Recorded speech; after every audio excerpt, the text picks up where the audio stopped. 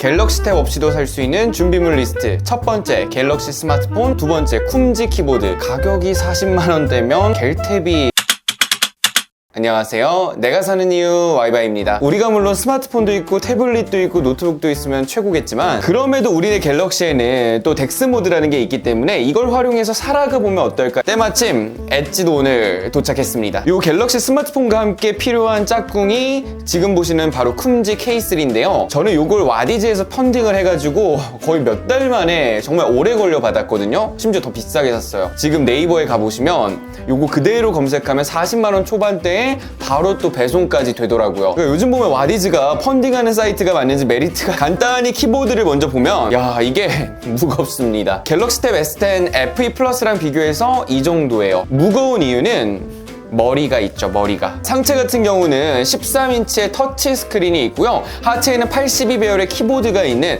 한마디로 키보드와 포터블 모니터가 붙어있는 그런 구조인데, 근데 뭐 다 떠나서 일단 외관이 너무 구려요. 너무 투박하잖아요. 그래서 제가 본격적인 좀 세팅에 앞서서 느낌을 한번 바꿔보면 어떨까. 키 따는 게 어디 갔지?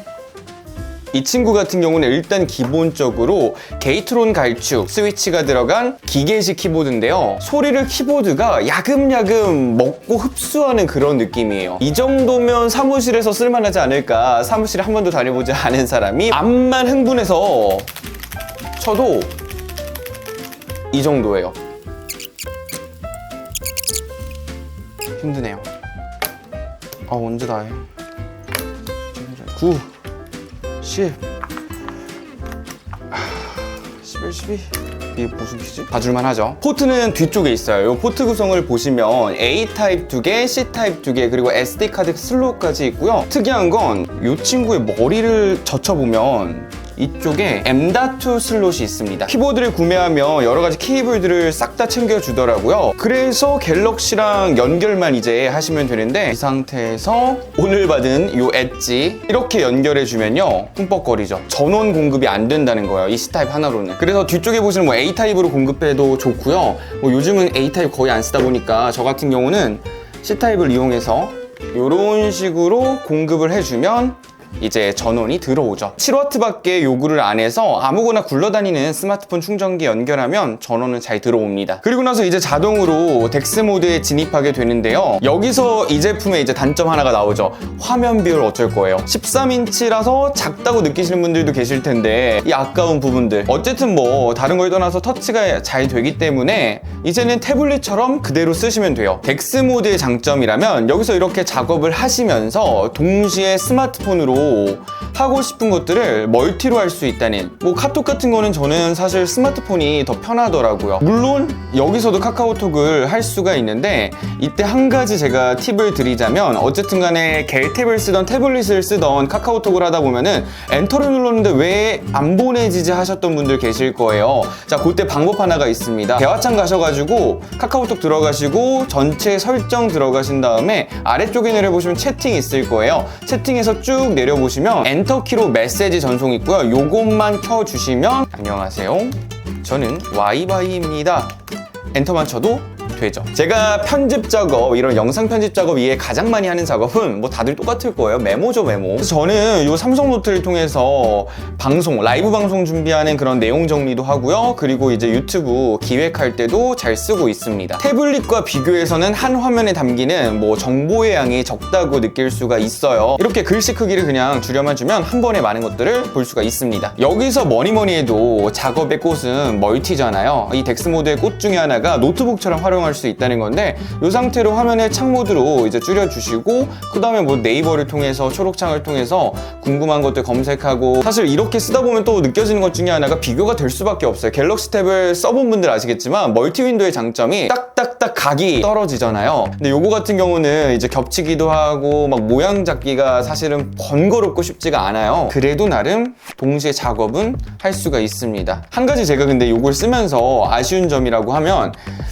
서칭도 그렇고 여러 가지 앱 사용도 그렇고 전체 화면으로 볼 때랑 이렇게 창모드로 봤을 때랑 선명도의 그 갭이 확실히 크더라고요. 이 갤럭시를 쓰면서 가장 큰 장점 중에 하나가 AI 셀렉트를 이용해서 원하는 걸 긁어서 바로바로 넣어주는 장점이 있었잖아요. 근데 이 상태 덱스 모드에 진입하면 AI 셀렉트는 좀 지원이 안 되는 것 같고, 그나마 할 수 있는 게 여기 버튼을 누르면 그대로 그냥 전체를 캡처 떠가지고 요걸 들어가서 또 줄여주고, 원하는 부분만 줄여서 발췌하고, 이걸 또 저장해가지고 뭐 갤러리에 가가지고 또 불러오고, 쉽진 않아요. 불편해요. 가장 또 많이 하는 것 중에 하나가 우리 또 이메일 작업이잖아요. 안녕하세요, 와이바이입니다.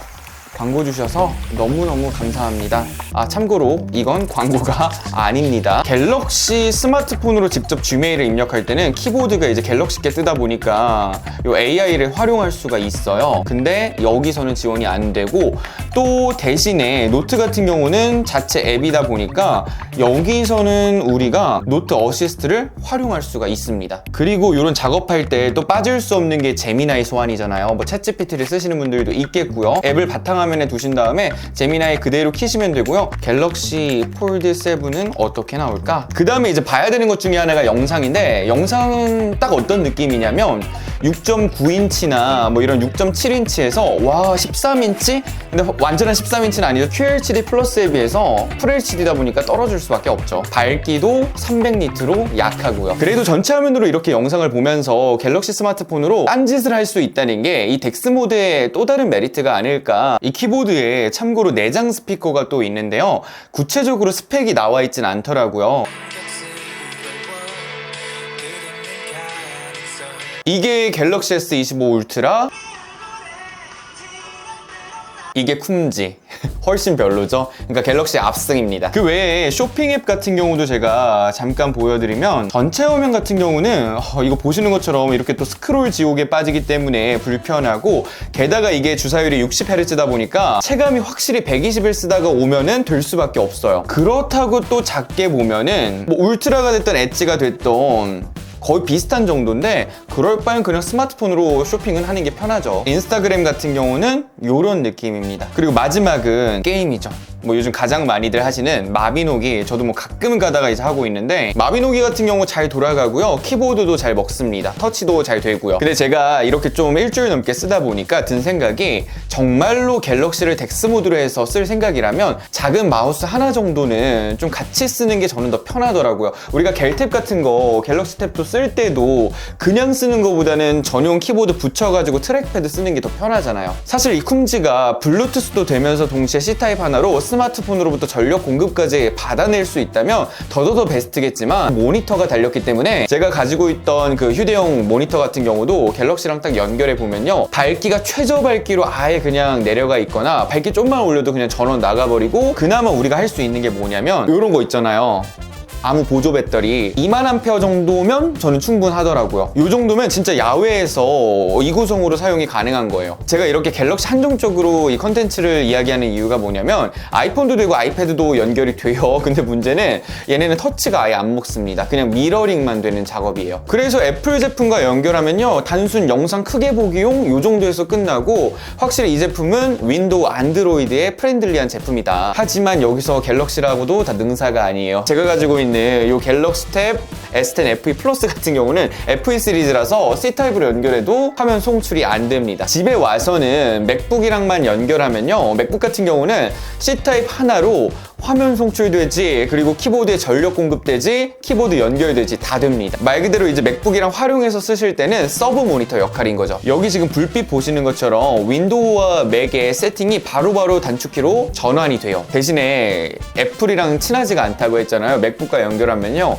터치가 되긴 하는데 10포인트 터치가 지원이 안 되고 이런 식으로만 되더라고요. 그 밖에 키보드 커스터마이징도 가능해서 윈도우 컴퓨터에 들어가서 자체적인 프로그램으로 가능합니다. 이렇게 해서 신기한 키보드를 사본 김에 갤럭시와의 궁합을 좀 알아보는 시간을 가졌는데요. 아쉬운 건 정말 가격인 것 같아요. 애플 유저보다는 갤럭시 유저분들이면서 집에서 서브 모니터까지 고려하신다면 나름 또 쓸만하다고 생각합니다. 유익했다면 구독, 좋아요, 알림, 댓글 부탁드리면서 오늘은 여기까지. 와이바이, 바이바이.